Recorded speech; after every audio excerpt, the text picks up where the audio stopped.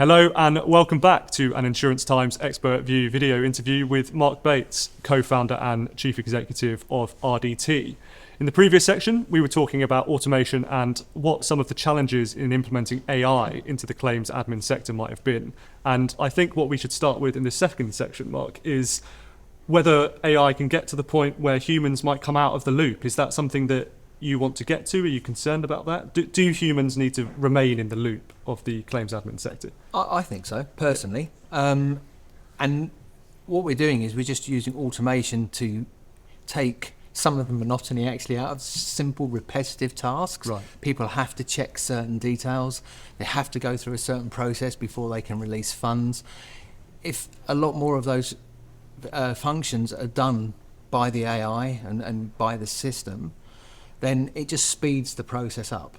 So I think you're always going to need people who can make decisions about certainly the more complicated claims, and that's not what we're trying to get to. But certainly improving the times taken. I'll give you an example. One of our customers, their total loss journey to pay a customer from start to finish was averaging about 3 weeks. Right. And it's averaging now about 3 days. Okay. So it's a huge improvement, and there's cost savings and all the rest of it. And the work becomes more interesting for the claims handler, actually. Yeah, so it's about wrapping the AI around kind of human operatives and decreasing the monotony of their tasks. Absolutely, I think so, yeah. So when we talk about automation and we talk about taking some of that monotony out of the process, so can you give me an example of one of those processes that might be made much more efficient by the implementation of automation?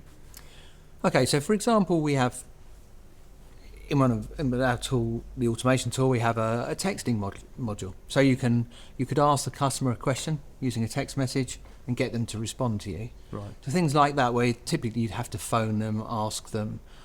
This way, you can just speed the process up. So that's quite a nice way of doing things.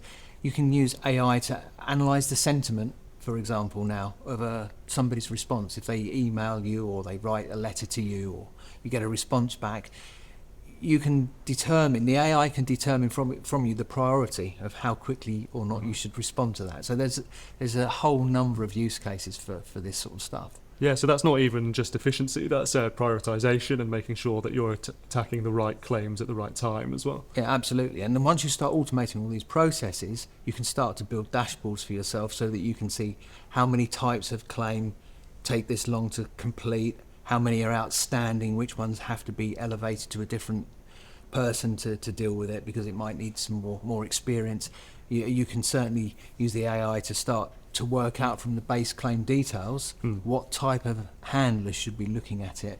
So it saves it getting moved on later on in the chain because that person doesn't have the necessary skills to deal with it because it's already worked that out for you. When we talk about the advantages of automating these processes, do you have an example of where you've kind of gone into a customer in one of those meetings you described and actually made them savings via this automation process?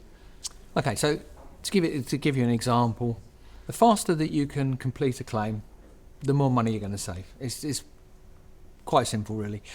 A good example would be things like hire car costs. If you have to provide someone with a hire car, if you can handle that claim quickly, these claims sometimes get lost as well. So automating that process, flagging something automatically if something hasn't moved, automatically booking a repair time in with a repairer, so that car is going to be repaired, waiting on parts, exactly how long it is. All of this information comes from different systems, but they're all hooked together with an automation product. Once you start doing that, you can start to cut down massively on the time it takes to handle some of these claims, and that just relates back directly into savings for the insurer, and ultimately you can pass those back to the customer. And that's all just from making sure that your claims process is more efficient and being better handled because of this software. Yeah, I mean, our claims processes now, the way we handle it with our solutions, with the automation, is that we're no longer having claims that are just open that somebody works on.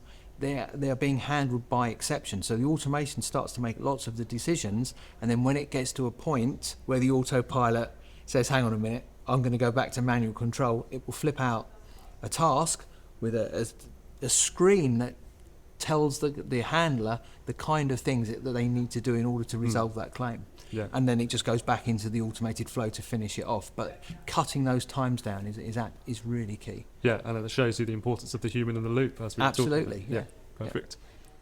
Well, thank you very much for an enlightening discussion on the challenges and advantages of automation in the claims admin sector there, Mark. And thank you very much for watching, and we will see you next time on the next Insurance Times Video Expert View.